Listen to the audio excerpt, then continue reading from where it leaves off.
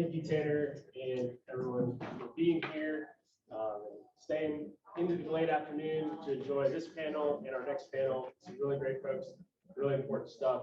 So, Friends of the Rappahannock, we work in 18 counties. This Carter's Creek here is part of our watershed, and we're very fortunate to have had the opportunity to collaborate with some really great partners, private industry, oyster farmers, hotels and resorts, researchers, and that kind of collaboration really leads to innovation, cost efficiencies, and really increases success all around. So just threw up a couple of quick slides to show that what our small organization is doing, working across K-12 education, higher education, again, just showcasing what collaboration looks like. This is just 1/3 of our watershed, and we do some really great logos up there. Next slide. This is in the Fredericksburg region, and lots of great partners there as well. And one further slide. So the list goes on, and I challenge everyone in here, if you came with someone and sat next to them and only help and everyone else here disservice.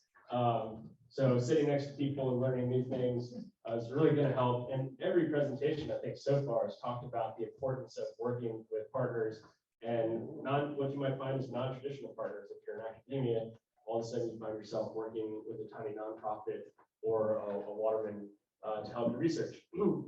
So we're going to move on to our panel and hear about some of the work that folks are doing to further some of that collaboration. First off, fresh back from his honeymoon, congratulations to Zach Greenberg, Charitable. An officer conserving marine life in the United States, and today he's going to talk about the revamped SOAR program 2.0.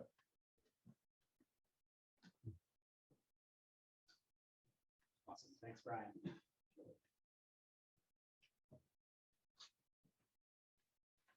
Great. So yeah, really like that theme of partnerships and collaboration. So we're gonna get into that with the SOAR program here. So like Brian said, my name is Zach Greenberg. I'm an officer with the Pew Charitable Trust. We're a very large NGO, and I sort of sit in our environmental department doing marine conservation work.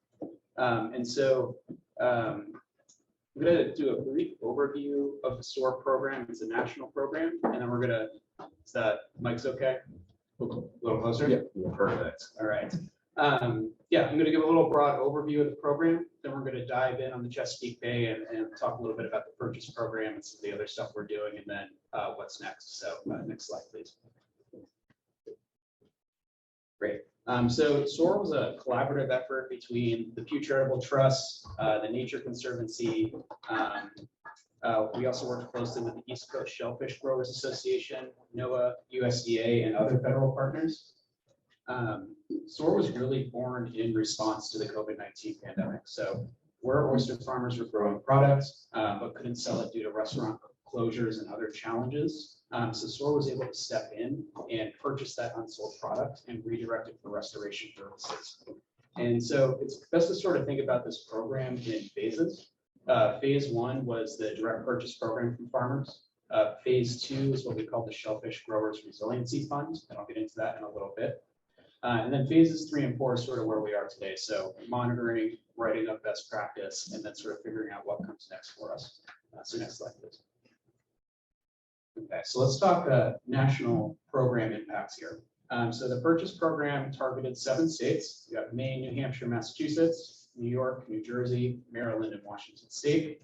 And through the purchase program, SOAR engaged with 125 shellfish companies, and we purchased a little over 3.5 million oysters in total. SOAR also worked with growers to purchase shell where it was needed, and that was primarily in Washington State and New Jersey. And then part of the program too, Olivia was talking monitoring earlier, but part of the program was doing some socioeconomic monitoring of participants. And so through those surveys, we figured out that the SOAR purchase program was able to sustain about 450 jobs through the pandemic. And so I do want to address a few caveats here with the national program. So every state is a little different, as you all know, here in the Bay between Maryland and Virginia. This sort of demanded that staff had to work really closely with industry to figure out pricing and what would be fair, to figure out what type of oysters we were looking for, to think about sizes. We really wanted things that were unmarketable or like the big uglies, so oversized, unmarketable oysters. And then we also needed to make decisions about what we would accept in terms of diploids and triploids. And so we accepted both for this program.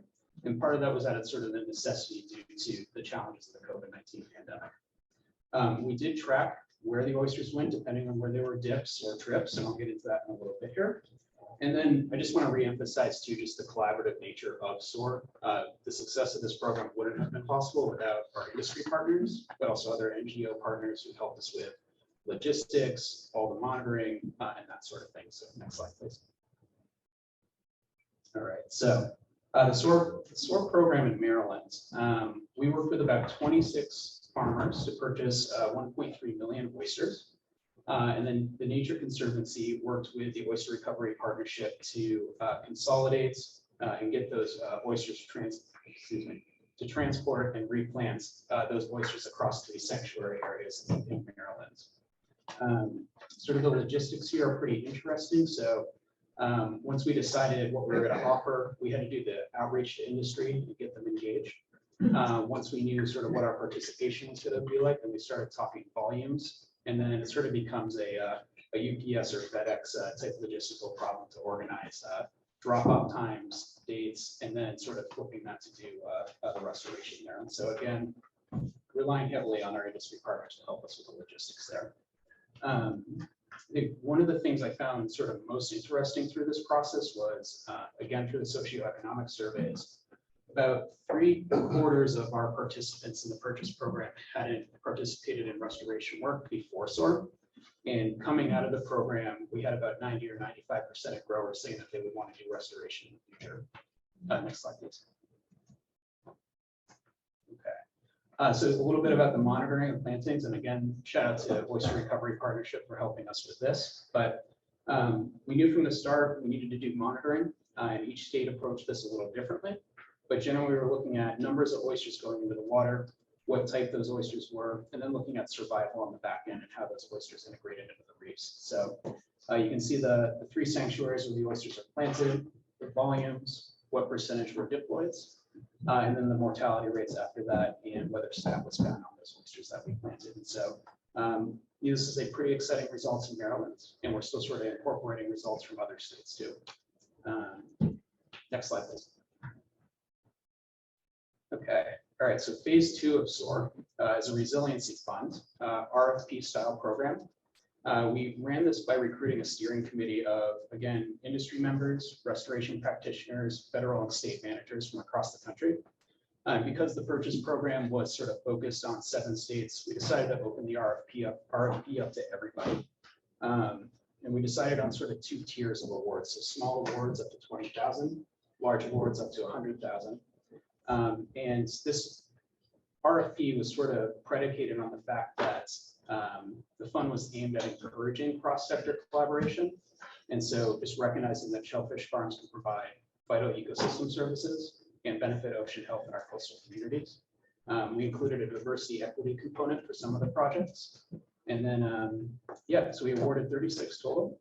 The program was oversubscribed by, let's see, we awarded 36 awards and we received a little over 300 applicants. So next slide, please. All right, so the Resiliency Fund in Maryland. So we had 3 awards, 2 small, 1 large.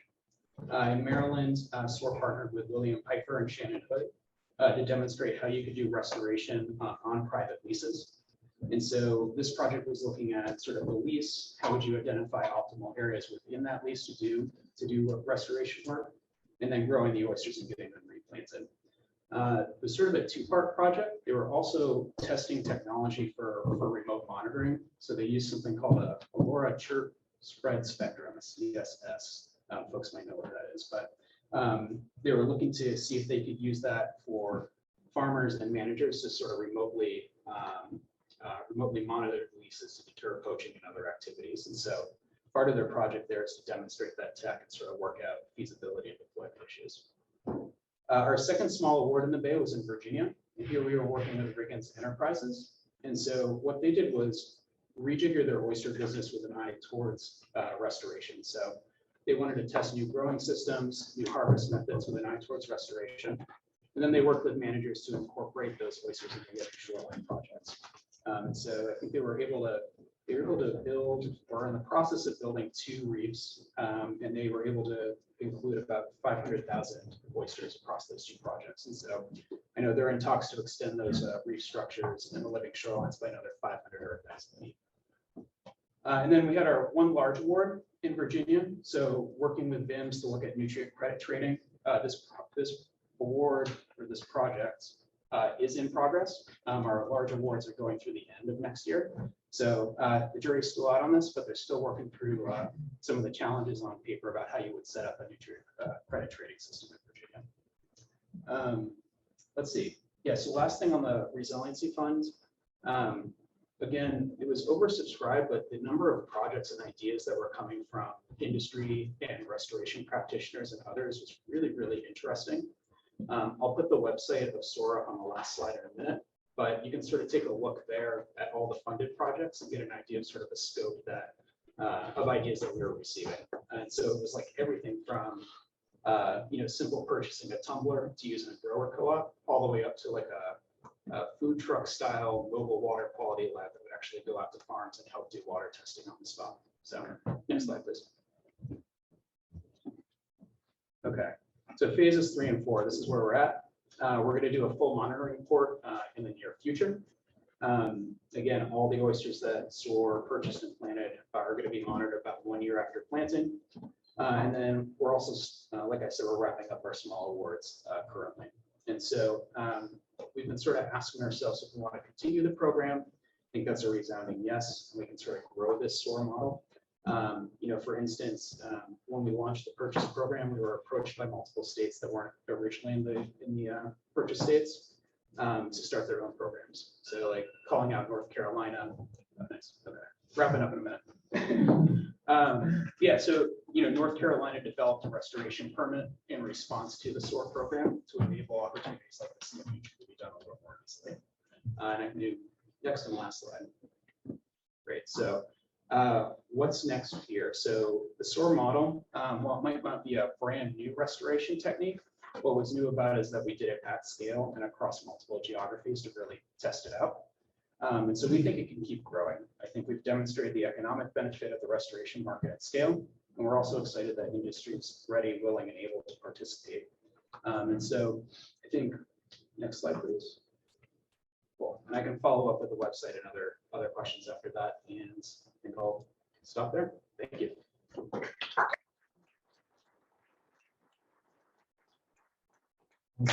That was a really, really great program. I'm glad to know it's still coming, and I want to know about this nutrient credit trading in Virginia. So next up, we have another really great presentation. Erin Shields from Virginia Institute of Marine Science. And again, I'll challenge everyone in the room that if you are working on restoration or growing oysters, you have a lot to thank them for and that collaboration that's helped out with a lot of stuff that we're doing. Erin, in addition to being the lead marine scientist, is a triathlete and played college basketball in Connecticut. So lots of fun things to come. And she's going to be talking about quantifying the impacts of oyster aquaculture on submerged aquatic vegetation.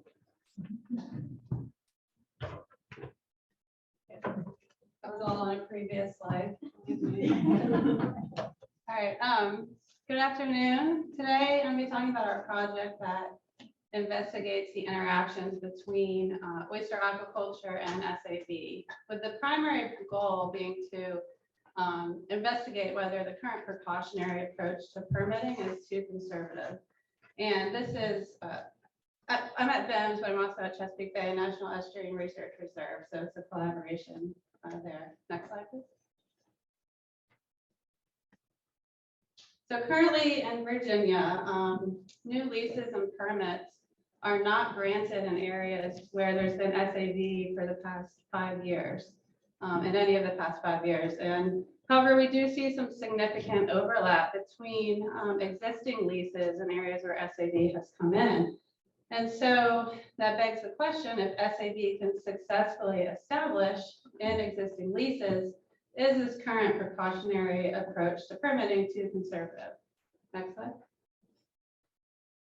So we've identified 2 commercial growers that are using floating gear that were willing to collaborate, and we chose to work with floating gear because we felt that this would be the least impactful to SAB because it's not competing for space on the bottom. So they obtained special research permits that allow the growers to place floating gear over existing SAB beds. And the growers were asked to install a fully operational farm block and to use all of their usual stocking, maintenance, and harvest practices. And we all agreed that if negative impacts were observed, that the growers and the researchers would collaborate to develop and test approaches that would eliminate or reduce the impacts.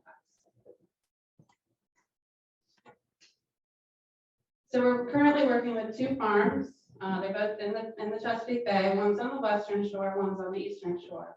The western shore farm uses single floating bags that are attached to a line. There's no spacing between the bags on the line, and the lines are relatively close together. In contrast, the eastern shore is using floating cages with 6 bags per cage.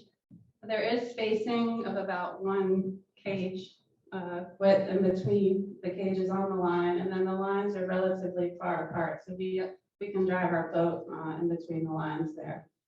Next slide.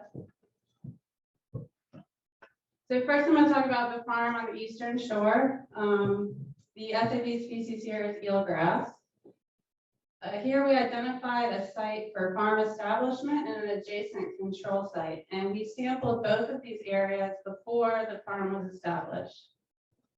And so the farm was established in June and July of 2019, and then we sampled both the farm and the control 3 to 4 times a year through this past summer. And so we collect a wide variety of data relating to the SAB itself, the macroalgae, the sediment, water quality, the macrofaunal community, the oysters, and we do drone surveys. Next slide. However, with the time that we have today, I'm just going to be reporting on SAB percent cover and showing some drone images as well.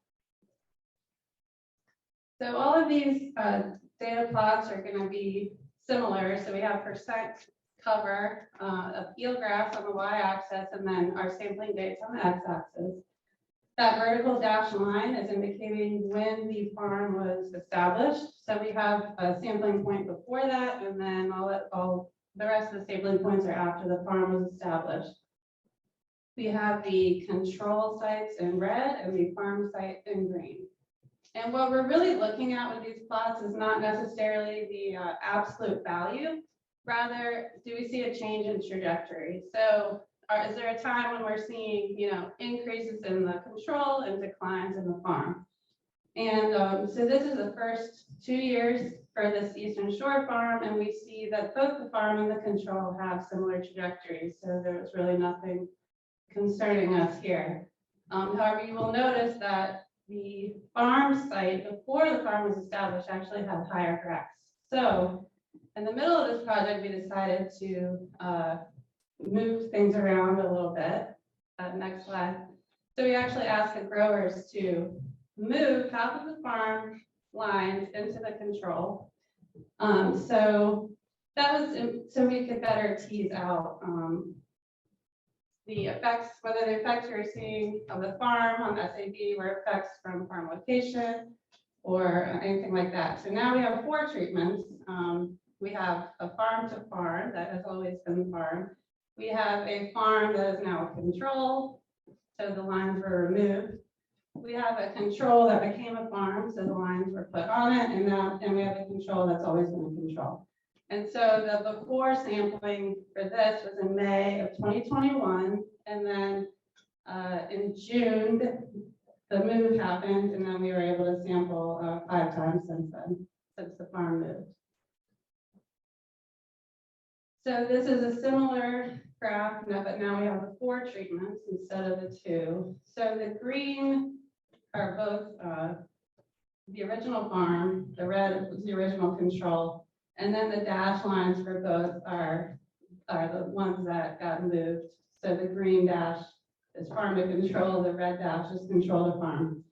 And so again, we see just higher percent cover in what was originally the farm sites, regardless of whether it became a control. In the control sites, we do see in June of this past summer, a little bit higher cover in the what's the control site compared to what became the farm site. So that's just something that we're going to keep an eye on moving forward. Next.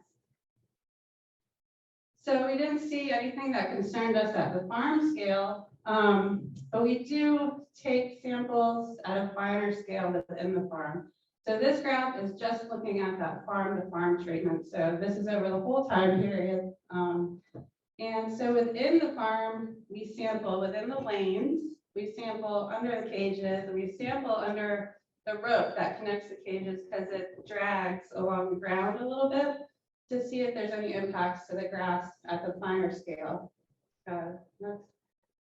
And so we're starting to see an effect there where the grass in the lane is almost 100% cover, and then the grass under the cage is less than 25%. So next. Based on the data collected and analyzed to date, this Eastern Shore farm appears to be having little or no farm scale impact on SOD cover. However, we are seeing some evidence for reduced cover directly under the cages and lines, but when this is averaged out across the farm scale, it's nothing that's concerning us because the cover in the lane is so high. Next. So I'm going to move to the Western Shore farm. Here we identified a farm site and 3 adjacent control sites. And when we established these sites, we did it based on aerial imagery that showed that there had been grass there every year. However, of course, in 2019, when we established it, there was no grass. So we weren't really able to get much data that year, but grass did come back. So we were able to measure it from 2020 up to this past summer. There are 2 species of this site. This first one is showing horn pondweed. And you may not be familiar with this species. I wasn't very familiar with it. It comes in the spring and then it's gone by June. So it's only around for a short time. That's why you'll just see one data point each spring here. But we did see higher cover in the farm compared to the control for this species. Next. However, for widgeon grass or rupia, we saw the opposite effect where the widgeon grass in the control was much greater than in the farm. We saw virtually no widgeon grass growing in the farm. And so next, we wanted to take a closer look at this. And since the environmental conditions do differ slightly between the farm and the control, we took additional data just outside the edges of the farm to help decide whether the reduced cover was due to the farm or to other differences between the sites. Next. And we did see that within the farm, so that's the inside, the green line, there's virtually no widgeon grass. But when you go just outside the edge of the farm to the border, we do see, up to 40% on average this past summer. So we are seeing an impact there. Next. So based on data collected at the Western Shore farm, it does appear to be having a negative farm scale impact on widgeon grass. Next. And I just wanted to show this image to show the effects of bag scouring on these floating farms. If the bags are allowed to drag along the bottom, they can cause these scoured out areas. And this was from the spring of 2021 when horn pondweed was growing in the farm. So we measured in these scoured out areas and outside, and we did see a 70% reduction in horn pondweed cover there. So we did alert the grower to this, and the situation was quickly remedied. But it does show that with these floating cages here, if they're allowed to drag, because the line is shifting with the wind and the current, that it can actually have a much greater impact on the grass. Next. So for next steps, the Eastern Shore site, we're going to continue using the current experimental design and sampling approach. For the Western Shore site, we do, because we're seeing these negative impacts, we need to make some changes there. We need to further investigate the cause of the reduced switching grass, perhaps spacing the lines out more, because rupia, I keep going between rupia and switching grass, it's the same thing. Rupia needs a lot of light. It's very, it grows very shallow. It requires a lot of light. And so it's possible that these lines are just not spaced enough and not enough light's getting through. And then we're also considering expanding the scope of the study and adding additional sites. Next. So we just want to thank a huge thank you to the collaborating growers and other members of the aquaculture industry. And the funding was provided by the Commonwealth of Virginia. And if you have any questions, you can contact me or Dr. Lisa Kellogg. I'm the seagrass person, she's the oyster person. Thank you.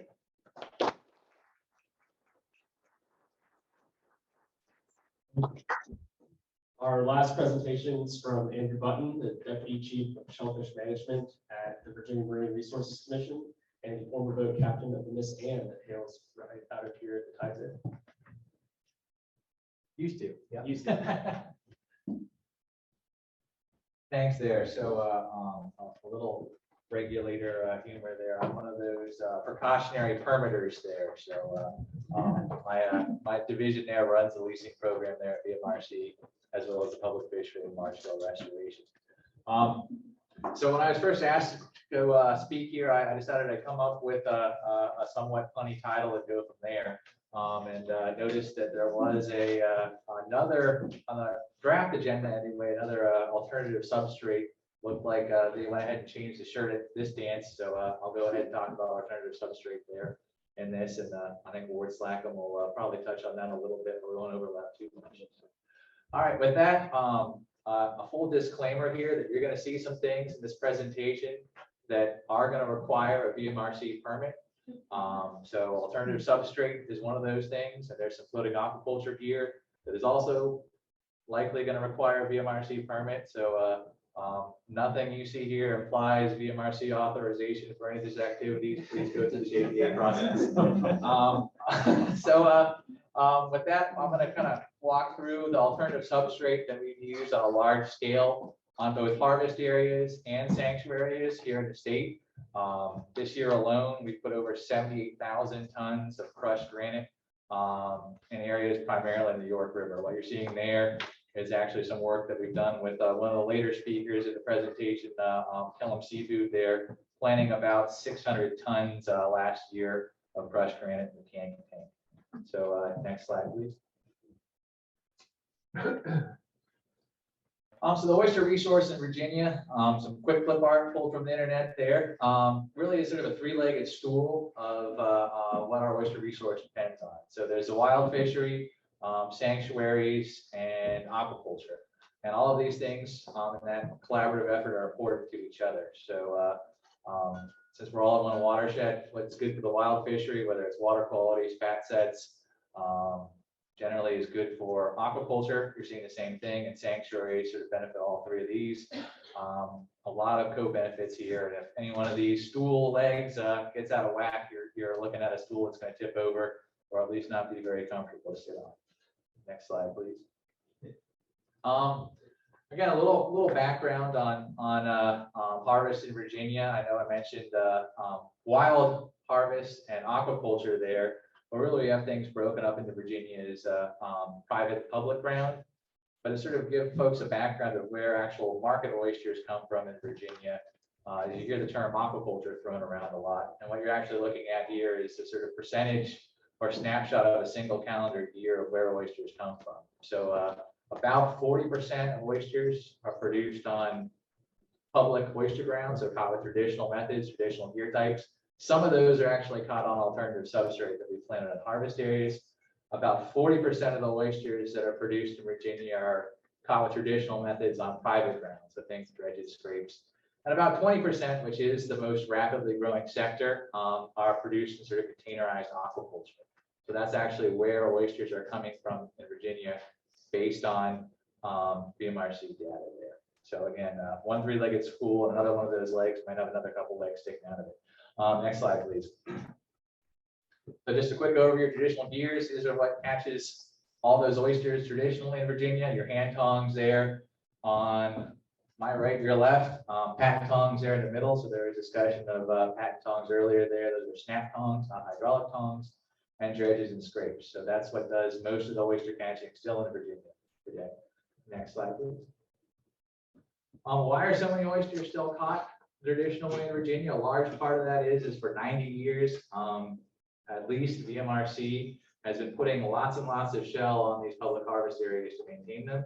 And the Chesapeake Bay, being the great bay that it is, when it's working right, can produce an extraordinary number of oysters. So if you just look at the 10,000 acres of oyster ground that's monitored by VMRC each year, take a good stat set that we had 2 years ago, where you're getting 85 oysters per square meter. That's over 3.5 billion oysters that the bay produced just through the shell planting alone in a single calendar year.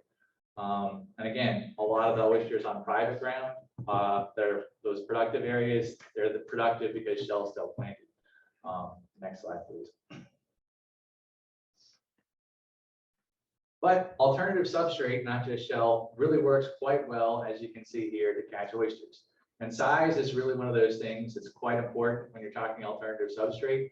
This is actually some 1 to 2 inch, what we call number 57 size stone that was planted in the lower Rappahannock several years ago. This area is actually open to harvest right now, and you can barely even see that there is any stone there. Bottom type is also very important to where you can use stone. You don't want pure sand, you don't want pure mud. Live sand doesn't really work. We'll sand up, cover over, soft mud, or will sink in. Somewhere sort of in between works really well for this size stone. And again, in sanctuary areas, you can use a larger size stone. And in nearshore areas where maybe monitoring isn't such a concern, you can use even larger stone. The larger you get, the more expensive it is to monitor, the more expensive it is to deploy.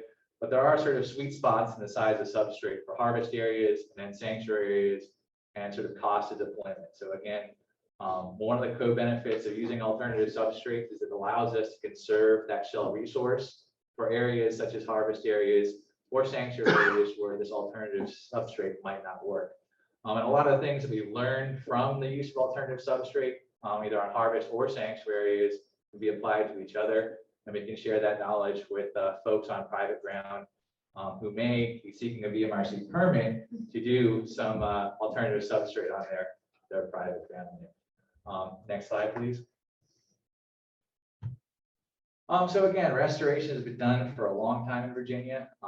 Sort of all in it together type mantra there is you can do restoration for direct support of the fishery, ecological benefits, restoration providing indirect support of the fishery. So think sanctuaries there, providing brood stock for your disease-resistant oysters, providing brood stock for harvest areas.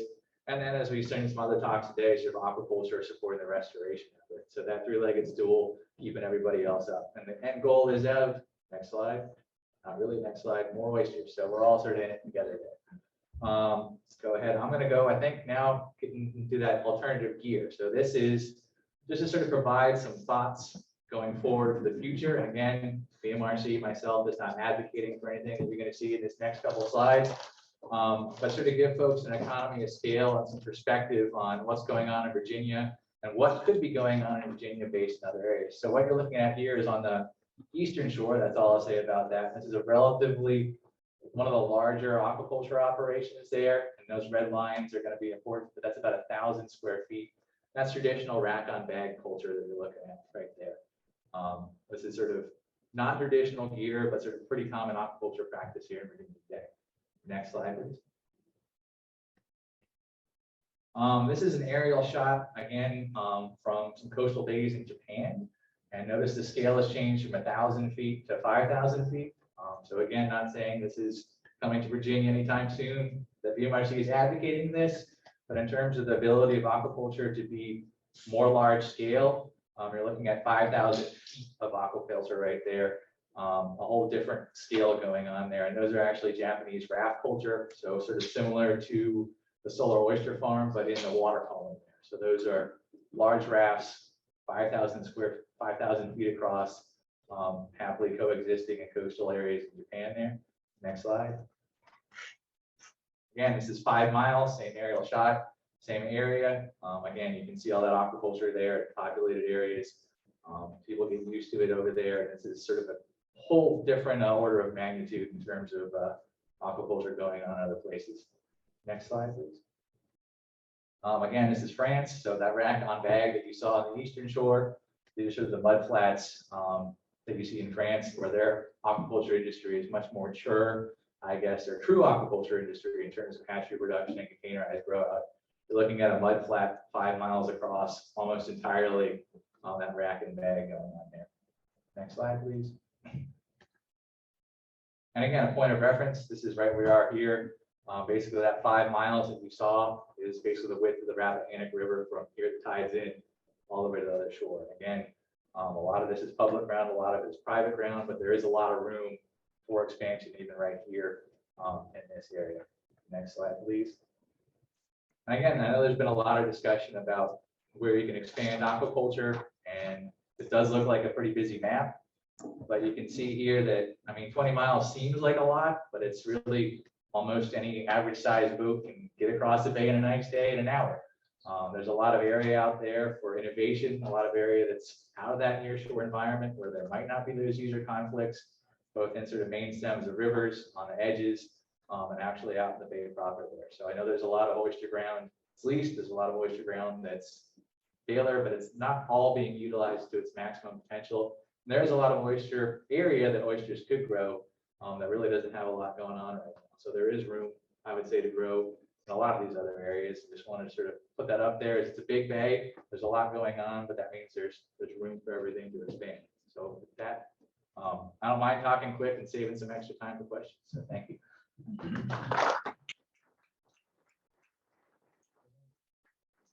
Unfortunately, we do have time for questions. I have a bunch myself, but maybe we start with what's online. Sure. Online, we have 4 questions, so we can sort of bounce around in the room and online. But Jonathan Watson asked, Erin, can you speak a little bit about the difference in growth strategies between widgeon grass and eelgrass and how that affects the time required to observe the response and the densities you were seeing? Would you expect more delayed response from eelgrass relative to widgeon grass? Yeah, great question.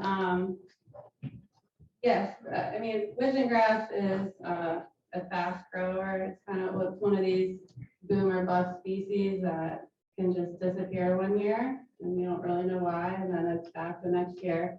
So it can respond very quickly. Eelgrass is a bit slower. Some of our work in the York River, just our monitoring work, nothing to do with aquaculture or anything. These die-off events that we see with eelgrass in response to heat, it takes about 3 years of good non-super hot summers for it to come back to its original cover. So, which isn't too bad, but yeah, rupia is a faster growing species. Rupia also grows, widgeon grass also grows shallower. So typically if both species grow together, you'll have widgeon grass in the shallows, and then at the mid depth will grow together, and then you'll have eelgrass in the deeper water. Sure. Jeff Corbin, for Andrew, is there an average cost you can cite for using alternative substrate across the different materials, crushed stone, concrete, etc.? Sure. So it really depends a lot on your sort of economy of scale, but a crushed ton of stone costs before you put it overboard anywhere, depending on what's going on, about $22 a ton. Overboard costs can be $40, $60, $70 on top of that, depending on where they're going and how much they're putting overboard. And usually for per acres, to sort of get a minimum about 2-3 inch layer, you're looking at 250 to 300 tons per acre, up to 1,000 tons. So in the $20,000 to $70,000 per acre range for crushed stone. Crushed concrete, other alternative substrates can vary, but again, a lot of the cost is in getting it to where it's going. So and how much you're buying. So if you're buying in bulk, you can get it for lower, but in sort of that range per acre in the $20,000 to $70,000 range. Yes, sir. Question for Erin. Erin, I got the VIMs after the study had started. So, I think when I talk to growers concerned about SAV interactions, often the concern is I got a permit in an area with no SAV. I put my farm in, and then SAV moved in. Am I in trouble? And the permits that you guys got were, I'm going to put oyster gear over SAV and see what happens. So that's exploring a new direction. Do you have any sense? Like, I wish, like, looking, if we were to do it again, design it again, it'd be nice to have an area that had no SAV and put a farm in and have a control with no farm and see if there's a positive effect on SAV. So that wasn't the plan, but that did happen at the Western Shore Farm. Okay. It was put in 2019 and there was no grass there. Okay. So we were able to track the grass coming back to that area after the farm was put in. Well, that's interesting because as presented, it was showing a negative impact relative to the control, right? Right, so the farm was put in an area that had grass previously. Okay. However, when it was put in, it's dominated by woodland grass, which can just disappear. Right. Okay. It disappeared, it was gone that year. It was a really bad woodland grass here bay-wide. It wasn't just limited to that site. So what we saw was when the woodland grass came back, it came back in much higher coverage outside the farm and was very limited in coverage inside the farm. All right. Thank Uh-huh. Yes. This is a question for Erin. Will you utilize vertical growth techniques to grow the same amount of oysters in less square feet to see the effect of oysters on SAV? In like, you're growing the same amount of oysters, but since it's vertical, it's not blocking sunlight. Do you have any plans to do that? So I don't have anything to do with the growing of oysters. I study the grass. It is blocking sunlight directly under the cages. There's no light really getting through to the grass. So what we did when we collaborated with the growers was we wanted them to do what they normally do. We didn't want them to do anything special for our project because we want to see the impacts of what's happening out there and what growers are likely to use moving forward. I don't know if that answers your question. It does. It'd be cool to look at like how it would compare those. Yeah, definitely. Another online question? Sure. Question for Andrew. Is there evidence to support the indirect benefits of oyster sanctuaries to wild oyster fisheries or aquaculture? And is there any comparison or monitoring being done to show how wild fishery reefs or aquaculture leases are improved by the presence of nearby sanctuaries? I know there's work being done on that sector there, and I like to sort of justify sanctuaries broadly. And one is a comparison area. So when you're surveying harvest areas, we're also surveying sanctuary areas. So if one is doing drastically worse than the other, there's something going on. So that is going on now. There is some work looking at sort of that larval modeling to see if sanctuaries are having that spillover effect. And one of the other things that I like to use a little French philosophy on, I'm not sure if anyone's familiar with Pascal's wager there, but regardless of your view on sanctuaries, whether you think they're terrible and they don't work, and you think they're great and they do, you have relatively little to lose if sanctuaries aren't working, but you have a whole lot more to gain if they are. So I'm not sure if folks are familiar with Pascal's wager, but belief in God. If you believe in God and he exists, you go to heaven, you have a lot to gain. If you don't, you live a terrible, fun life. And if he didn't exist, hey, you're all right. But if he did, you go down there. So in terms of a lot more to gain or lose, that's sort of a reference that I use to justify sanctuaries. Okay, follow up. Yeah, there's another question for you. Has VMRC changed its stance regarding the acceptability of crushed wheat for recycled concrete as substrate? And that's coming from the Big Journal. Again, everything is a case-by-case permit when it comes to crushed concrete, crushed substrate, crushed concrete.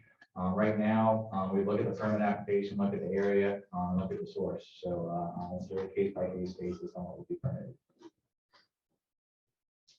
More questions from the room? Yes, sir. This is for Zach. the oysters that were purchased for SOAR from Washington State, were those Gygus? And where would you have put them on a restoration reef? Because it's not a native species.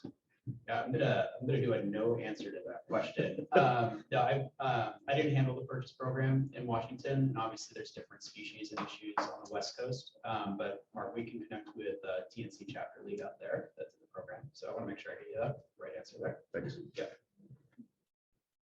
We have time for a couple more questions. Just a comment for Zach. I think the SOAR program helped on that steering committee. I just want to commend it because you and that program, I think what was clear, the enthusiasm, I know there was money for growers to get, but the enthusiasm that shellfish growers had for restoration and environmental benefits was tangible. It was overwhelming. It was fantastic. And I think that, particularly in terms of the Alliance and us thinking about what we can accomplish in Chesapeake Bay, I think we need to take advantage of that growers are trying to make money and they are trying to make a living, but there is a tremendous sense of pride in place and protecting the environment and contributing to that. So kudos for the program and also for whatever field I think about some of the industry and what they would be willing to do. Right on. Thank you. I know a lot of our terrestrial farmers that contribute to the bay cleanup also feel that way. Maybe one more question. Tommy. Just a comment, I think Andrew's much too humble in what he's presented here today. When he talks about 70,000 tons of planting several 100,000 bushels of shells, he does that with about a 4-man team. And I've seen firsthand, and I think it's remarkable the amount of work that BMRC gets done in Virginia with the replenishment program with the amount of personnel and resources they have. So. Great.